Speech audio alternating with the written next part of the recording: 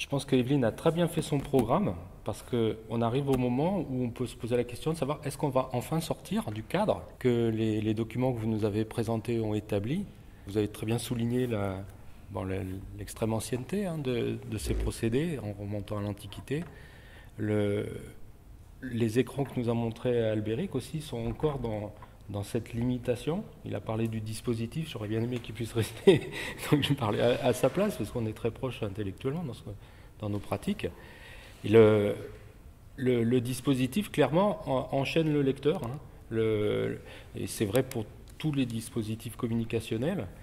Bon, là, on va se restreindre dans le cadre de la machine à lire, hein, mais là, il y a quelque chose d'extrêmement intéressant. Alors moi, ce que je vais me contenter de faire, en fait, c'est de vous montrer des travaux qui sont au niveau dit de la recherche, dans le sens qu'il n'y a pas vraiment de produits qu'on pourrait acheter sur étagère qui correspondent à ces travaux, mais qui, clairement, tentent de sortir de ce cadre de la page, de la surface fermée, finie, que ce soit un écran ou que ce soit un morceau de parchemin ou un rouleau.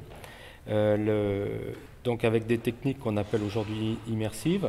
Ensuite, je parlerai un tout petit peu de techniques augmentées et un tout petit peu de techniques réparties. J'ai pas fini de me présenter, donc je m'appelle Pierre Cubaud, donc, et je travaille, je suis animateur d'une équipe qui s'appelle Interactivité pour lire et jouer. On est une douzaine de personnes. C'est une équipe qui existe depuis une vingtaine d'années, ici au CNAM, au sein d'un laboratoire qui s'appelle le Cédric. Et donc dans notre équipe Interactivité pour lire et jouer, on s'intéresse donc à des questions d'interaction sur des problématiques qui sortent un petit peu de ce qu'on a évoqué jusqu'à présent. C'est-à-dire que la question de l'ergonomie, de la lecture savante, tout ça, c'est aussi tout un corpus de savoir. Maintenant, on sait parfaitement analyser la lecture. On aurait pu évoquer ça, par exemple le rôle les systèmes où on suit les trajets oculaires des personnes par des oculomètres, hein. Donc on pourrait appliquer des oculomètres devant des documents du type de ceux que vous nous avez montrés. Donc il y a tout un corpus de savoir sur l'interactivité pour la lecture, mais ce qui est un petit peu nouveau aujourd'hui, c'est qu'on commence à se poser des questions sur, par exemple, la lecture de loisirs. La lecture de plaisir, le plaisir de la découverte, enfin, tous ces types de questionnements, donc des activités qui ne sont pas forcément liées au travail. Donc les questions de performance liées au travail disparaissent. Par exemple, le temps de lecture n'est pas en soi une métrique, le taux d'erreur n'est pas en soi une métrique, etc. Donc voilà, c'est un peu ce qui nous occupe dans notre équipe. Et on se pose beaucoup de questions autour du flow, être dans le flow. Enfin, qu'est-ce que c'est cette sensation quand on est absorbé dans sa lecture au point que, par exemple, on a oublié l'environnement extérieur. Et les dispositifs techniques, les machines à lire qui sont donc mises en place pour ça, actuellement, il faut reconnaître, beaucoup imposent par leur manipulation, hein, des difficultés et donc des ruptures attentionnelles et donc une perte de l'état de flow. Donc c'est tout ça qui nous intéresse dans cette équipe. Alors je suis par ailleurs enseignant, donc il y avait récemment un MOOC, j'enseigne les médias interactifs numériques depuis une vingtaine d'années, et la visualisation d'informations, l'IHM, enfin, l'interaction homme-machine, etc., dans un contexte plutôt d'informatique. Je suis informaticien au départ.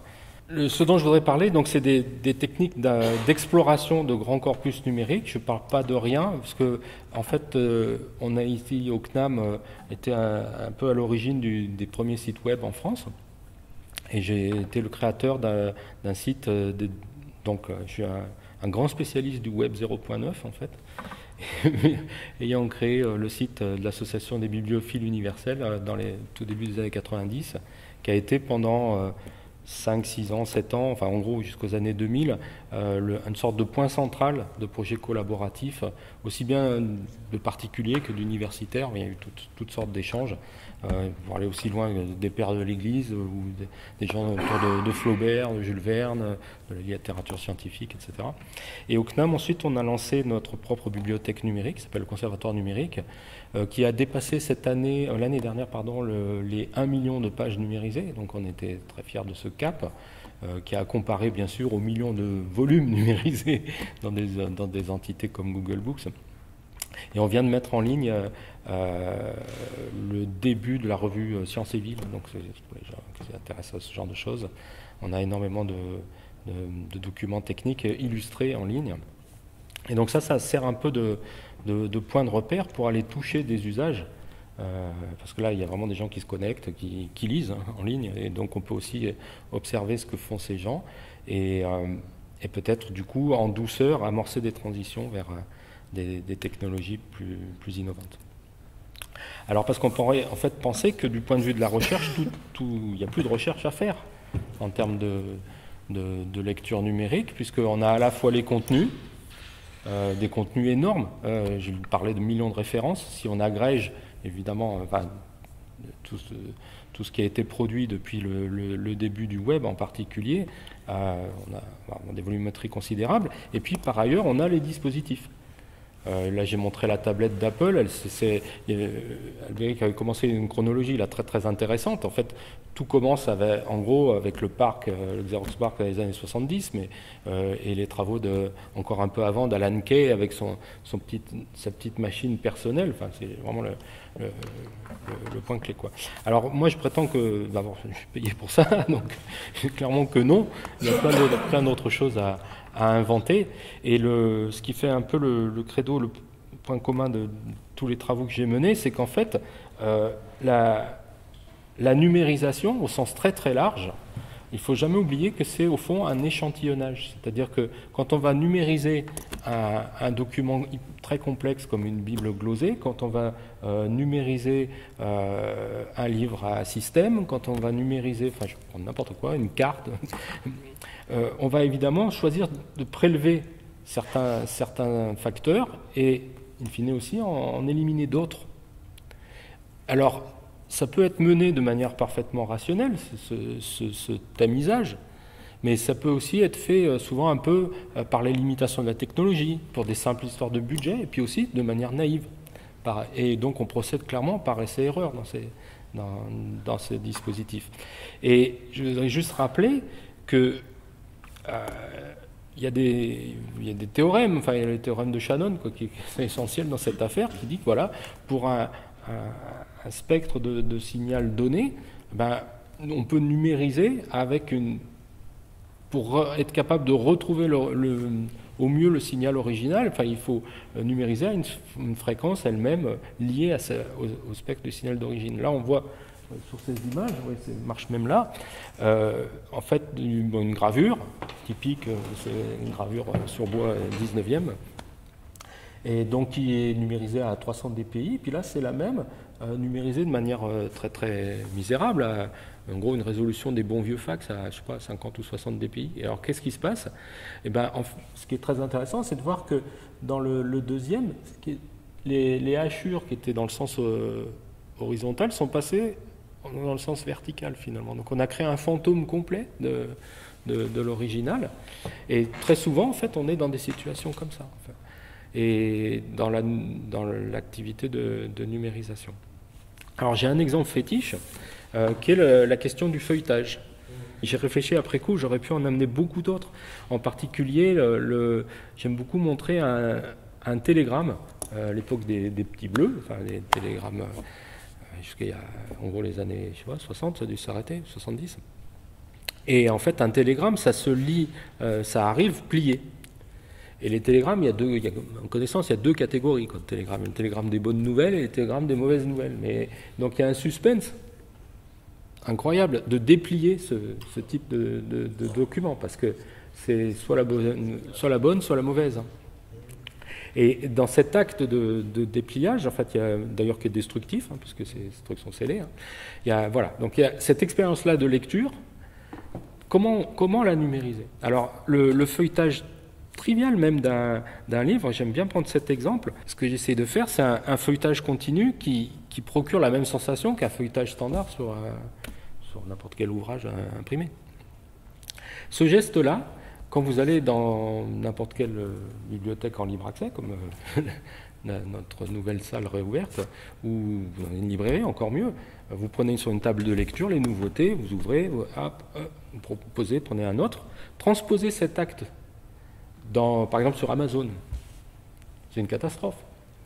Choisissez parmi le déluge des 20 derniers polars de la rentrée, lequel va vous plaire. Sur Amazon, c'est une expérience qui est insupportable, à cause des ruptures attentionnelles, à cause de tout cet ensemble-là. Et donc on ne sait pas, aujourd'hui, numériser l'acte de feuilletage. Et ce n'est pas juste une histoire de version de web ou de quoi que ce soit, parce que là, la technologie ne le permet pas. Cet affichage, là, il fonctionne à 100 Hz. L'acte de feuilletage, c'est 500 pages en 1/10 de seconde, donc c'est du 5000 Hz. On est très très loin des choses. Et vous me direz, oui, mais l'œil, il y a la notion de persistance rétinienne, l'œil, en dessous de 1/10 de seconde, ils font les images. Intercalées dans ces 500 pages, alors une image test, par exemple, pour un homme occidental, une photo un peu dénudée, au milieu d'un annuaire, un truc en complet décalage. Et évidemment, cette image elle sera vue.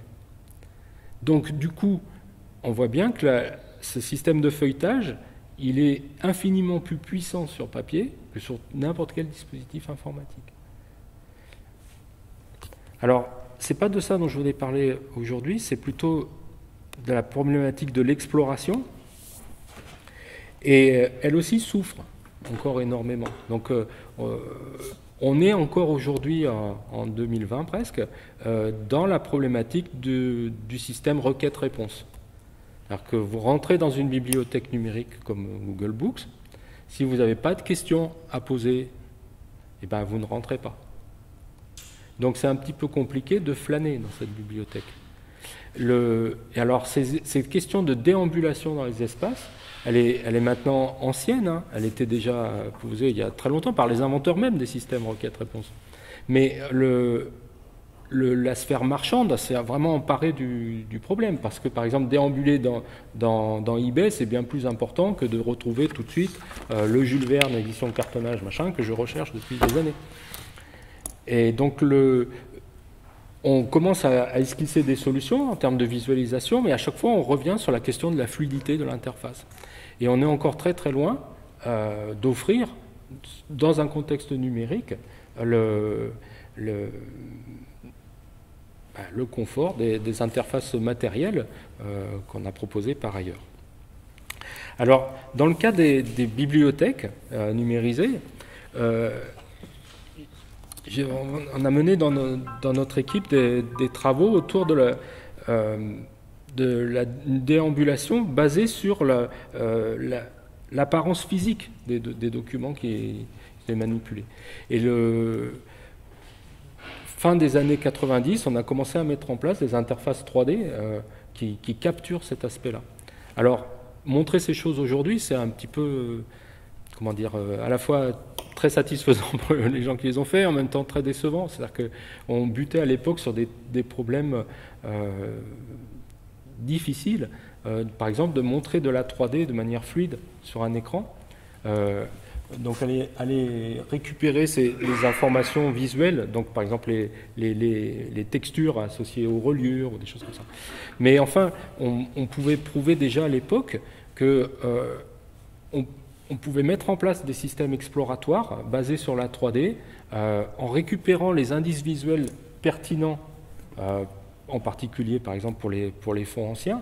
Il y avait quelque chose là à essayer de mener. Donc on pouvait inventer des sortes d'étagères virtuelles qui se reconstituent à la demande, enfin, des requêtes, exploiter le positionnement spatial pour faciliter la navigation dans le corpus. Par exemple, si vous dites moi je m'intéresse à l'astronomie du XVIIIe siècle, parce qu'on n'est pas un très bon fond en astronomie, mais disons chimie du XVIIIe siècle, ici au CNAM, vous pouviez avoir dans cette étagère virtuelle cylindrique, en face de vous, effectivement, les volumes de chimie du XVIIIe siècle, mais en fait en tournant autour du cylindre, avoir le reste de la chimie, et puis en montant ou en descendant, tout ce qui concerne le XVIIIe siècle, mais d'autres disciplines, ou un classement complètement orthogonal à ça. Enfin, voyez, c'est exploiter ces trois dimensions pour montrer l'ensemble, enfin réordonner l'ensemble,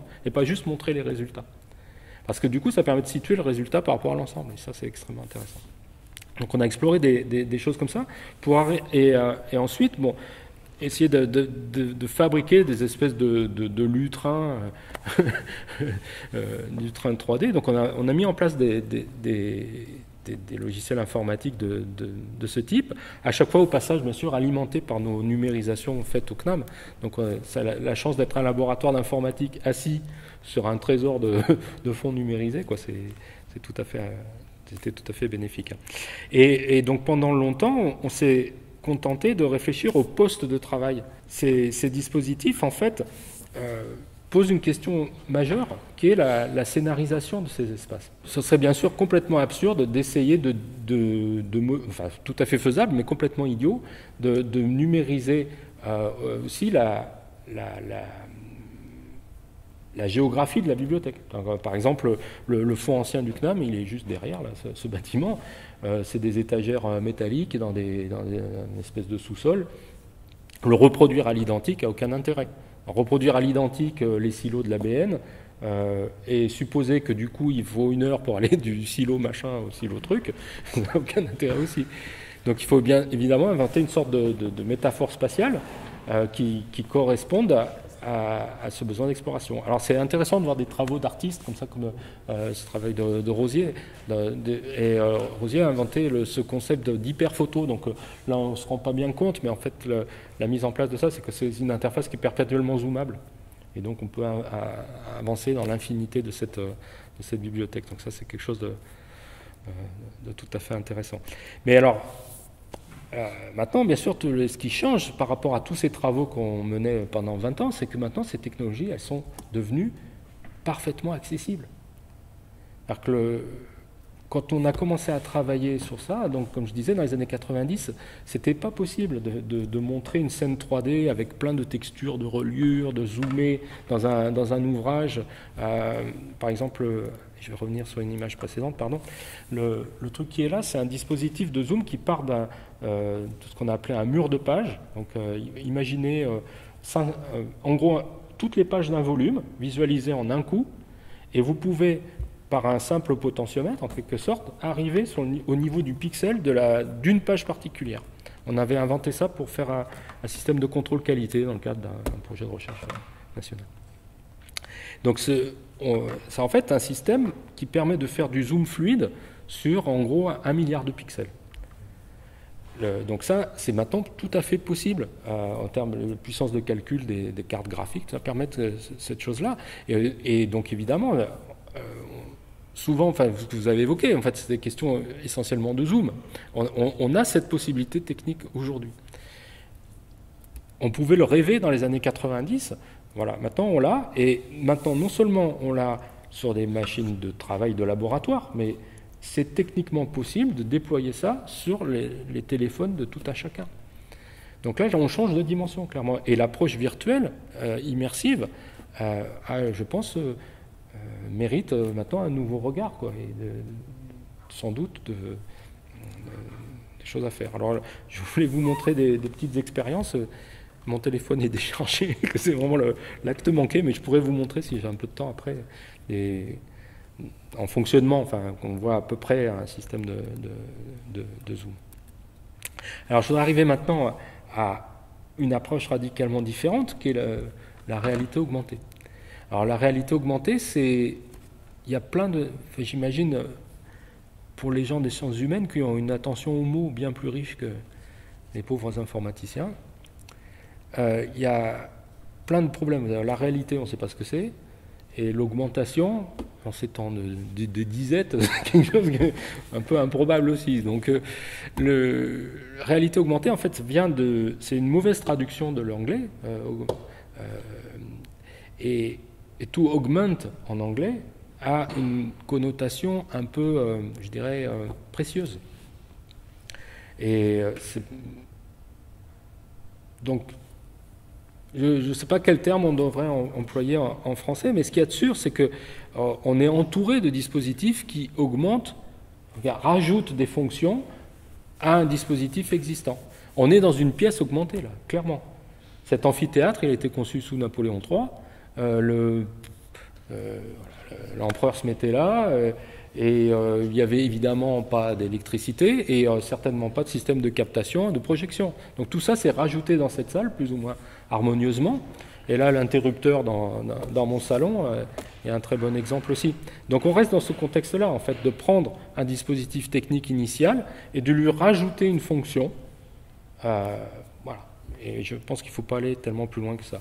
Et alors, dans ces dispositifs de réalité augmentée, Albéric, à la fin, a montré très rapidement un dispositif d'un designer japonais, je crois. Enfin, pas plus. Et on voit la personne qui tient son téléphone portable qui va révéler par son écran des choses qui sont présentes dans son environnement proche.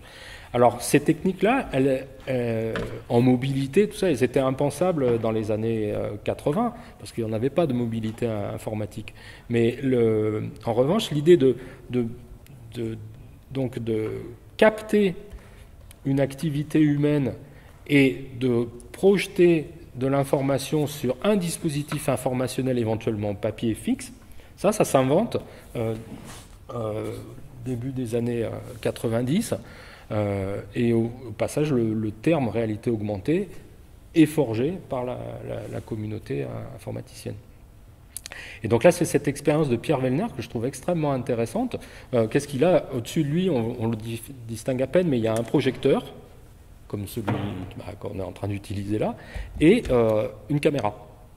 Et donc quand il dessine un petit truc sur son papier, c'est capté par la caméra, et si l'ordinateur reconnaît quelque chose de pertinent, il va agir en conséquence. Donc, par exemple, faire un copier-coller sur du papier, c'est tout à fait possible, à condition qu'on ait fourni les ordres visuels pour ça. Donc ce dispositif-là, il est intéressant dans le contexte qui nous intéresse de bibliothèque numérisée, parce que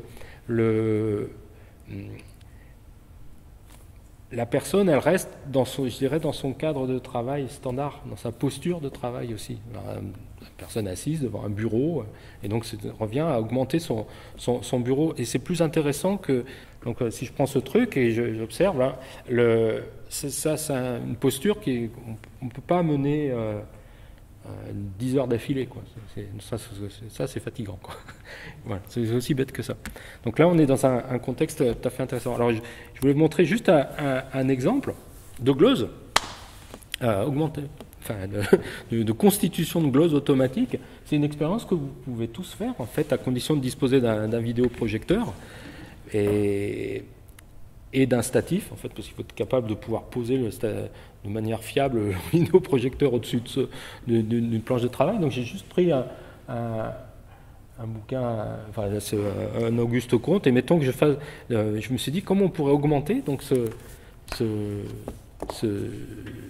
texte imprimé directement par projection. Donc on peut évidemment projeter n'importe quoi, donc cette espèce d'illustration, c'était juste un essai de voir qu'est-ce qu'un vidéoprojecteur peut procurer sur un système comme ça, et donc essayer d'enrichir le texte papier par des résultats de recherche d'occurrence. Donc imaginez bien sûr par ailleurs un dispositif pour définir ces recherches, hein, mais là on n'en verrait que le résultat, donc c'est juste une première étape de design. Et on est parfaitement en capacité aujourd'hui, par exemple, de tenir compte même de la déformation physique du livre ouvert, hein, pour projeter précisément à l'endroit adéquat l'information. Parce que, évidemment, ce texte, il existe par ailleurs sous forme numérique. Donc c'est bien sûr le texte numérique, hein, qui est quelque part ailleurs, sur un site ailleurs, qui est interrogé, et les résultats sont projetés sur votre propre livre à vous, chez vous. Donc c'est une machine tout à fait envisageable aujourd'hui avec la technologie d'aujourd'hui. Il reste évidemment à inventer les bonnes techniques de visualisation sur le document lui-même. Alors certains documents, on n'a pas trop envie, j'imagine. Je ne sais pas si vous travaillez beaucoup avec les originaux de vos manuscrits glosés, et sans doute pas au point de pouvoir appuyer sur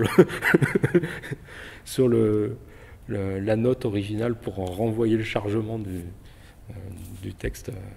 Mais bon, pour des documents imprimés standards, ça serait tout à fait possible. Et surtout, ce qui m'intéresserait, c'est d'aller un peu plus loin, parce que je parlais d'exploration de corpus.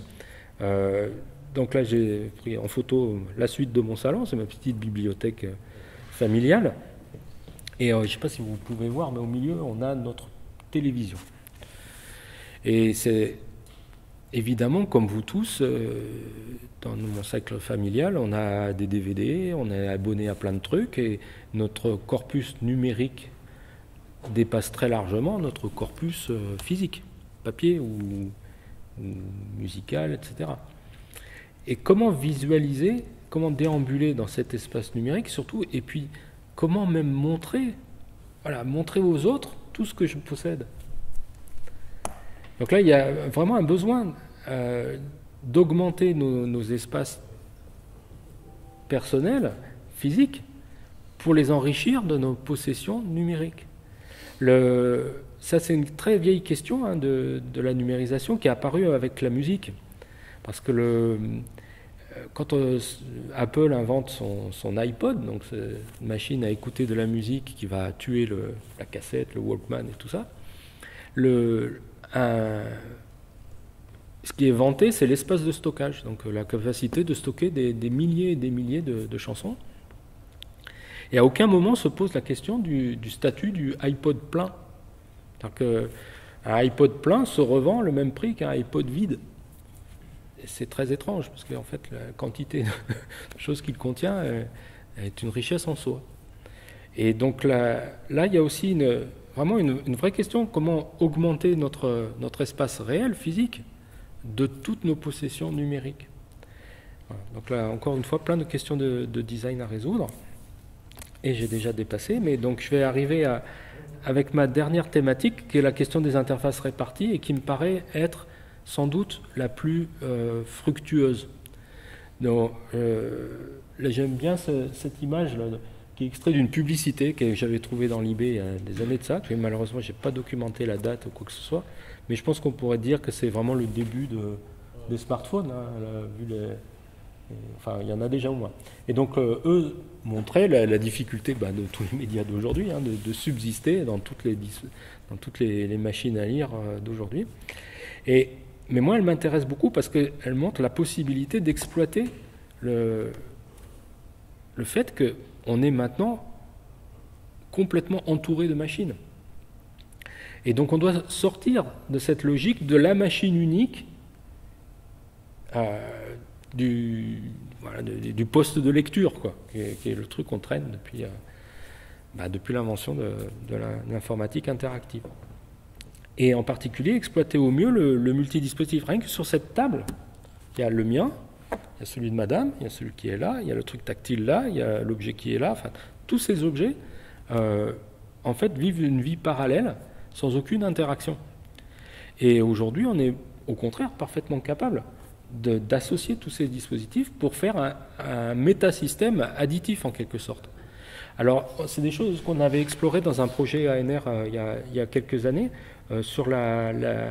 consacré à la lecture bilingue. Et je pense qu'il y a peut-être pas mal de briques qui pourraient être reprises dans le cas de l'annotation, parce que nous on est en train de travailler sur l'annotation pour la traduction, mais la glose, c'est au fond assez proche. Le simple fait d'associer une machine à côté d'une autre, par exemple, pourrait déclencher une activité particulière. Donc là, on voyait des associations texte anglais, travail en deux langues, un troisième appareil dédié au dictionnaire, enfin, comment les manipulations et la prise en compte même de la disposition spatiale de ces dispositifs pourraient impliquer une activité particulière. Alors, je vous vois me regarder avec des yeux ronds, mais peut-être parce qu'il y a l'hypoglycémie qui commence à agir, mais c'est en fait aussi parce qu'au fond, ces dispositifs sont encore peu connus du grand public. Il y a eu une tentative très très intéressante autour d'un projet initié par un monsieur qui s'appelle David Merrill, qui dans une thèse fin des années 2000 propose une évolution de la loi de Moore qui ferait que, en gros, ce qui est votre smartphone d'aujourd'hui deviendrait un truc grand comme ça et à un coût de quelques euros. Donc si on avait ça, ça veut dire qu'au lieu d'avoir un smartphone à 700 euros, vous auriez au moins 100 petits bidules pour le même prix. Donc si vous en avez 100 devant vous, qu'est-ce qu'il va falloir se faire avec ça? Ben, par exemple, vous pouvez les touiller. C'est vrai que touiller de l'information, on l'a encore jamais fait. On peut prendre un sac, mettre ces trucs, tout mettre par terre, exactement comme Picsou avec ses pièces, on peut brasser, on peut jouer aux cartes, là, trivialement, là, pour le coup. Mais on peut faire plein d'autres choses. Et donc, dans la thèse de Merrill, il y a plein d'exemples, en particulier de recherche dans des corpus. On peut imaginer que un de ces petits cubes symbolise le corpus. Un autre petit cube pourrait être un opérateur de recherche. Par exemple, une recherche sur un critère. Est-ce que ce truc parmi toutes les images qu'il y a dans mon corpus photo, je m'intéresse à celles qui ont un ciel bleu? Et donc je spécifie ciel bleu avec mon deuxième truc. Je les mets l'un à côté de l'autre. Et je vais mettre un troisième pour le résultat. Et j'aurai dans ce troisième, du coup, toutes les photos qui ont le ciel bleu. Donc il y a une interface gestuelle ici qui est tout à fait envisageable. On peut imaginer des dérivations, c'est-à-dire se mettre aussi dans un quatrième ceux qui n'ont pas le ciel bleu, et bien sûr construire des requêtes très compliquées à la demande. Donc ce genre de dispositif, Merrill s'est pas contenté de le rêver, et ça c'est, si je pense, quelque chose en soi assez extraordinaire. Donc il est passé de design, en fait, de carton, à quelque chose de tout à fait concret, parce qu'il y a eu un moment où il y a eu des cubes qui ont été fabriqués, qu'on pouvait acheter, et on s'en est servi dans notre laboratoire pour prototyper des choses. Alors c'est vrai que le segment qui a été imaginé tout de suite pour ces dispositifs, c'est plutôt le jeu, mais enfin il y a énormément de choses qui peuvent être menées au-delà de ça. Alors la difficulté, c'est que maintenant cette société elle a fondu les plombs et ces objets-là sont devenus collectors en quelque sorte. Mais enfin, c'est des choses qu'on peut tout à fait transposer aujourd'hui avec des tablettes ou encore mieux des smartphones mis ensemble. Donc il y a plein d'expérimentations possibles à faire dans ce contexte. Là, j'ai terminé sur mes 3 points, donc immersion, augmentation, répartition, qui me paraissent être les 3 manuels de l'ILHM de demain. Voilà.